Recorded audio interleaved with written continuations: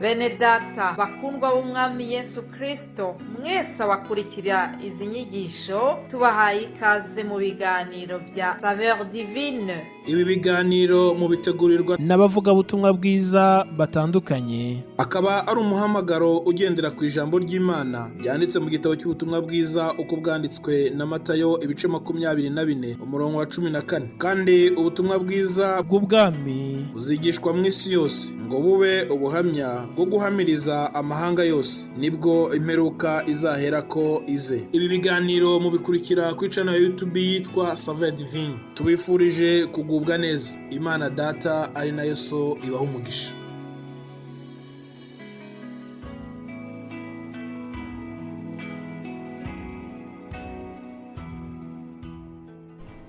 Aleluya, aleluya, nshuti z'umusaraba bakundwa bene data, mwese abakurikira ibi biganiro byacu bya Saveur Divine, ndabaramukije mu izina rya Yesu Kristo umwami n'umukiza wacu.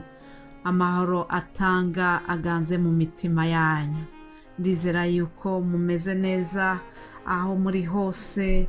Ndizera yuko uku kwezi kwa gatandatu turi hafi kurangiza kwabagendekeye neza.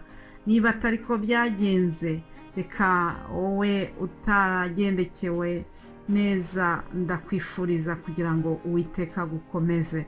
Wowe kandi wumva uri amahoro, Imana ishimwe. Reka nkwifurize kugira ngo Imana igukomereze amahoro mu mutima wawe, kandi igihe unezerewe wibuke no gusengera abababaye.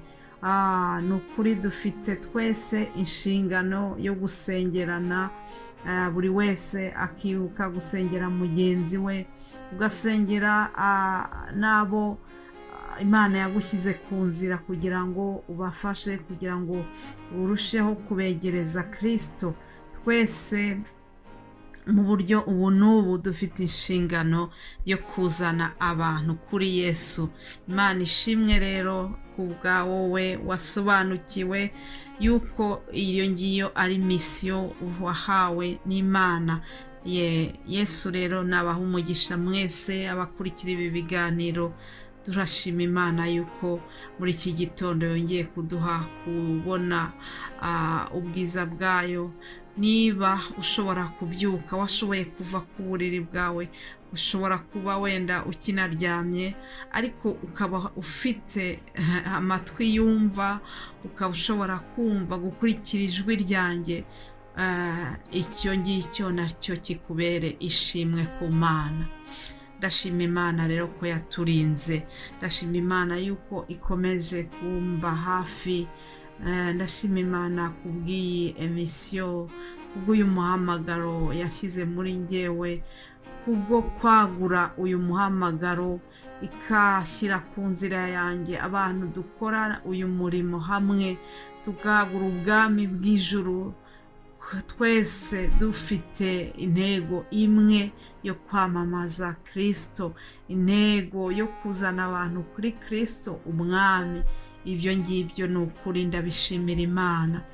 Wowe kandi ujye ukurikira bino biganiro, nawe ukumva ufite inyota yo kwamamaza ubwami bw'ijuru, nawe ukumva Yesu hari icyo akuganiriza binyuze muri aya magambo y'Imana dusangira.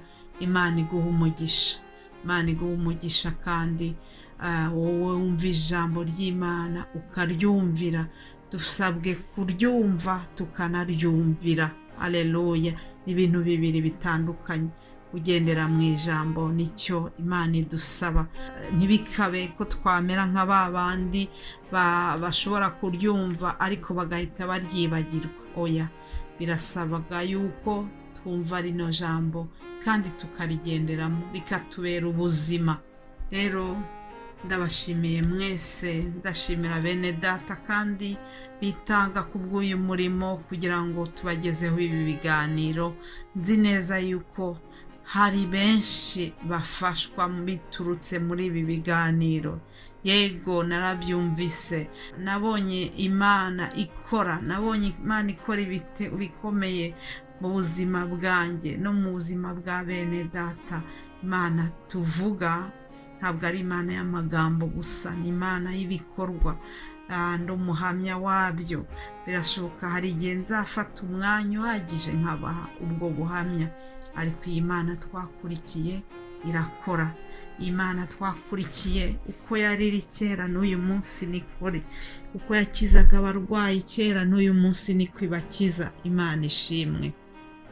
Munyemerere rero mbasangije ijambo ritoya tubona mu rwandiko rwa gatatu rwa Yohana. Urwandiko rwa gatatu rwa Yohana rwegeranye n'igitabo cya Yuda, rukaba rwegeranye nanone n'ibyahishuwe. Ni igice kimwe rwose cyegeranye n'ibyahishuwe, ibitabo bito cyane. Urwandiko rero ntiturwitiranye n'ivanjiri ya Yohana, oya. Urwandiko rwa gatatu rwa Yohana ni igice kimwe gusa, ariko hari amagambo nk'abiri nshaka ko dusangira mu gutangira kino cyumweru. Ni amagambo Yohana yandikiye uwitwa Gayo, aramubwira ngo njyewe umukuru ndakwandikiye Gayo ukundwa, uwo nkunda by'ukuri. Aleluya. Ukundwa, ndagusabira kugira ngo ugubwe neza muri byose, ube mutaraga nk'uko umutima wawe uguwe neza. Nshuti mukundwa unyumva, wowe ukurikira ijwi ryanjye muri aka kanya, nanjye Nyiraneza Immaculée ndakwandikiye, ndaguhamagaye, ndakubwiye ngo urukundwa, uri uwo nkunda by'ukuri. Haleluya. Kuko dufatanyije umuhamagaro umwe mwiza wo kwamamaza ubutumwa bwa Yesu Kristo. Ibyo ngibyo bituma kuri njyewe uba uwo gukundwa, ukuwo nkunda by'ukuri. Hanyuma ku murongo wa 2 akavuga ngo ukundwa, ndagusabira kugira ngo ugubwe neza. Ngibyo nanjye ibyo mbasabira muri iki gitondo, kuri uyu wa mbere, muri iki cyumweru cya nyuma cyo kurangiza ukwezi kwa gatandatu. Ndabasabira kugira ngo mugubwe neza muri byose, mugubwe neza mu ngo zanyu, mugubwe neza mu kazi mukora, mugubwe neza mugenda hose, abana banyu bagubwe neza mu mashuri. Muri iyi minsi ikomeye y'ibizame, abana bagubwe neza, abana batsinde mu izina rya Yesu. Umwanditsi aravuga ngo ube mutaraga nk'uko umutima wawe uguwe neza. Nanjye ndabasabira kugira ngo mube bataraga. Aleluya. Mugubwe neza, mugire iterambere mu buryo bw'umwuka no mu buryo bw'umubiri. Ngicyo icyifuzo cyanjye mu gutangira iki cyumweru. Hanyuma ndagira ngo mbagizeho kandi ijambo tuzasangira mu cyumweru gitaha. Bene data niryo jambo bazabaha. Muzi neza yuko niba mumenyereye bino biganiro, muzi neza yuko buri cyumweru tuba dufite umutwe w'ijambo tugenderaho. Ubushize twabaganirije ku byo kwezwa. Iki cyumweru rero tuzaganira nanone ku ijambo rivuga ngo rwana intambara nziza yo kwizera. Ubuzima bwa Kristo, urugendo rujya mu ijuru ni intambara, urugendo rujya mu ijuru ni nk'amarushanwa. Rero iyo abantu barushanwa baba bazi neza yuko kuri finale hari ugomba kubona igikombe. Natwe hari igikombe turi kurwanira bene data, igikombe tuzahabwa na Yesu Kristo ubwo azabaje kujyana itorero. Ndabifuriza kugira ngo nukuri turwane intambara yo gukiranuka, turwane intambara yo kwizera, turwane intambara y'urukundo, kugira ngo nukuri Yesu nazagaruka atazadusiga. Imana ishimwe. Rero ntabwo navuga amagambo ntaberetse aho byanditse, oya. Ijambo tugenderaho, GPS yanjye ni iki gitabo, Bibiliya, ijambo ry'Imana. Haleluya. Ndashima Imana kubwira ijambo. Nshuti umukundwa, wowe unyumva, ndakwingingira kugira ngo ujye ufata umwanya wo gufungura Bibiliya, igitabo cyera, iki gitabo cyiza ntuzagisimbuze izo muri telefone. Nibyo nazo zijya zidufasha iyo bitugoye kubona igitabo, ariko ndagushishikariza kugira ngo ujye ufata Bibiliya yawe uyifungure, ukore ku mpapuro, ugirane contact n'ijambo ry'Imana, touche physique. Haleluya.